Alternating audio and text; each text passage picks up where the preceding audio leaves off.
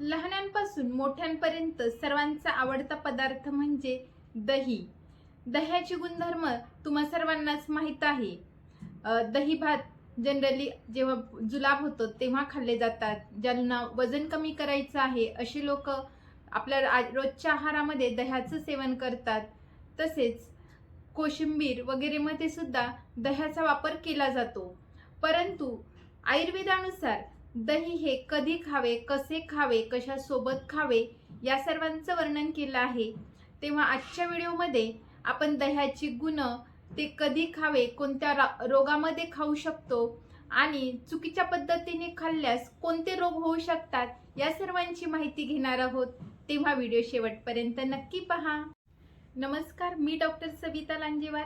माझ्या डॉक्टर सविता व्लॉगमध्ये तुम्हा सर्वांचं पुन्हा एकदा स्वागत आहे. दही हे चवीने आंबट असते. जेव्हा ते आपल्या पोटात जातं आणि त्याचा पाक होतो तेव्हा सुद्धा ते आंबट असतं. तर असे हे दही ग्राही असतं.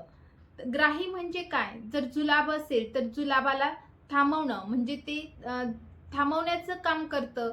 आतड्यांची जी हालचाल आहे ती कमी होते आणि जुलाब होणं थांबतं.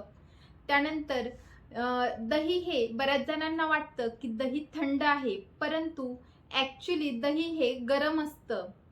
ते पचायला जड असतं आणि आपण जेव्हा खातो तेव्हा दह्यामुळे आपल्या शरीराचं स्नेहन होतं. एक प्रकारचं वंगण आपल्या शरीराला मिळतं.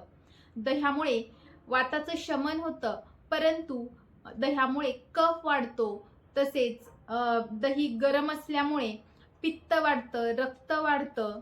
रक्त वाढतं म्हणजे दुष्ट रक्त वाढतं. दही खाल्ल्याने शुक्र धातूचं वर्धन होतं. तसेच आपलं जे शरीराचं बल आहे ते वाढण्यास देखील मदत होते.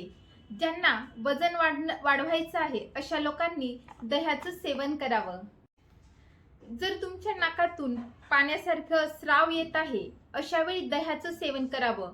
परंतु जर घट्ट कफ येत असेल तर मात्र दही सेवन करणं टाळावं. तर हे जे दही आहे ते रुचिकर असल्यामुळे एखाद्या आजारातपणातून किंवा कुठल्याही कारणाने आपल्याला व्यवस्थित अन्नाची चव लागत नसेल तर अशा वेळेस दही तुम्ही सैंधव मीठ किंवा काळे मिरे टाकून दही खाऊ शकता.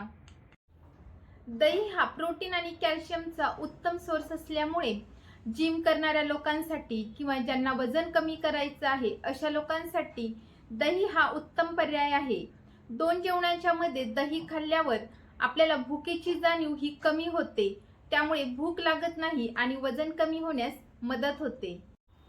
दही हे त्वरित ऊर्जा देणारा पदार्थ आहे. दही साखर खाल्ल्यामुळे थकवा लवकर दूर होतो. तसेच आपण जेव्हा कुठल्या कामासाठी घरातून बाहेर पडतो किंवा एक्झामसाठी आपण जेव्हा बाहेर पडतो तेव्हा आई आपल्याला दही साखर देते.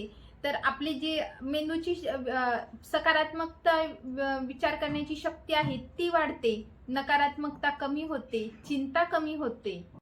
हाय प्रोटीन असल्यामुळे रोगप्रतिकार शक्ती वाढवण्यास सुद्धा दही हे उत्तम सांगितलं आहे. पचनक्रिया बिघडली असेल तर अशा वेळी दही खावे. दही हे पचनक्रिया सुधारण्यास उत्तम पर्याय सांगितला आहे. चेहऱ्याची जी त्वचा आहे किंवा आपल्या शरीरावरची जी त्वचा आहे तिचा रंग उजळण्यास सुद्धा दही हा उत्तम पर्याय आहे.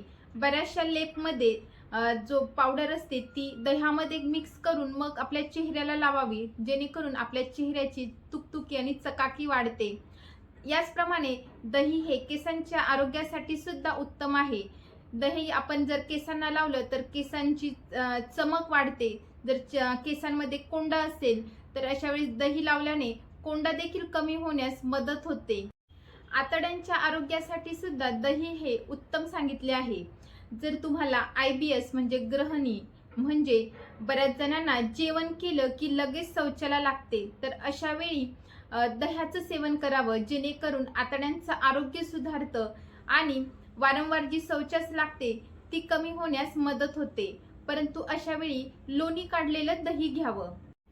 हिवताप म्हणजेच मलेरिया यामध्ये सुद्धा दह्याचं सेवन करण्यास सांगितलं आहे. जर तुम्हाला मूत्रविकार असेल किंवा लघवीला व्यवस्थित साफ होत नसेल तर अशा वेळी सुद्धा दह्याचं सेवन करावं. जर तुम्ही लोणीयुक्त दही घेतलं तर ते चरबी वाढवण्यास कारणीभूत ठरतं, त्यामुळे वजन वाढते. तसेच अंगावर सूज सुद्धा दह्यामुळे वाढू शकते. जर तुम्हाला सूज असेल अंगावर, पायावर, अशा वेळी दही खाणं टाळावं.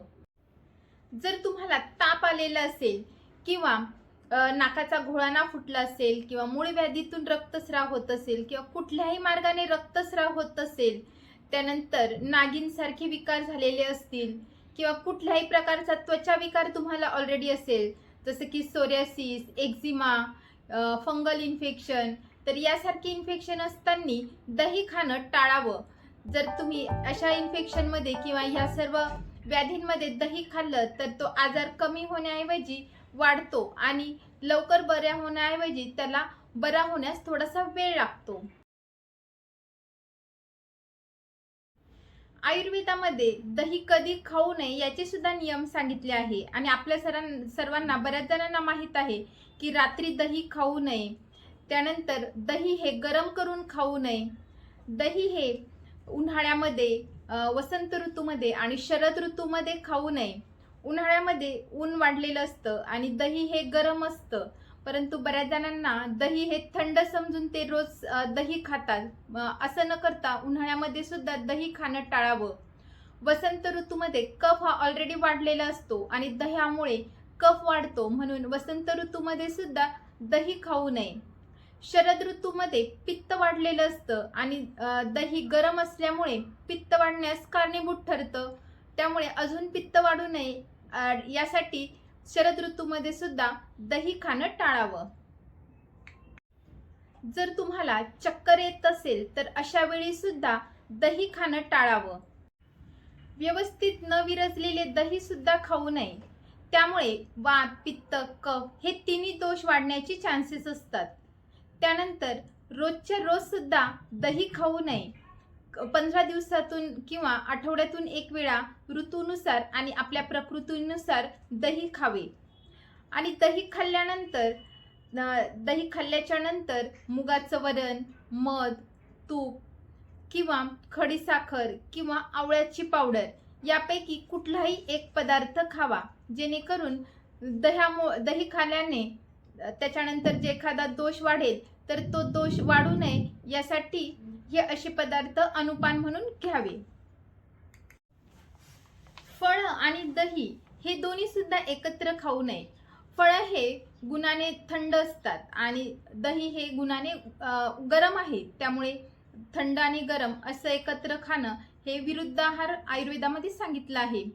तर अशा प्रकारचं खाणं जसं की स्ट्रॉबेरी स्मूदी, मँगो स्मूदी हे अशा गोष्टी खाऊ नये. त्यानंतर मांसाहार खाताना दह्याचं सेवन करू नये.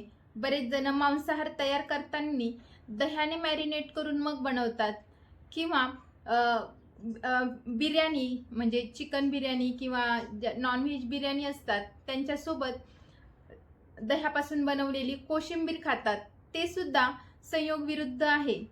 तर अशामुळे जेव्हा अशा गोष्टी आपल्या पोटात जातात तेव्हा पोटामध्ये गरविष तयार होतं आणि हे जे विष आहे ते आपलं ज्या शरीरातलं रक्त आणि पित्त ह्या दोघांना दुष्ट करून पित्ताचे जे आणि रक्ताचं जे आश्रयस्थान त्वचा आहे त्या ठिकाणी जाऊन त्वचा विकार तयार होतात. अशा प्रकारे दह्याचं सेवन करा आणि दह्याच्या गुणांचा लाभ घ्या. पुन्हा भेटूयात उद्याच्या व्हिडिओमध्ये. तोपर्यंत हेल्दी खा, हेल्दी राहा, आयुर्वेदाला जवळ करा. थँक्यू.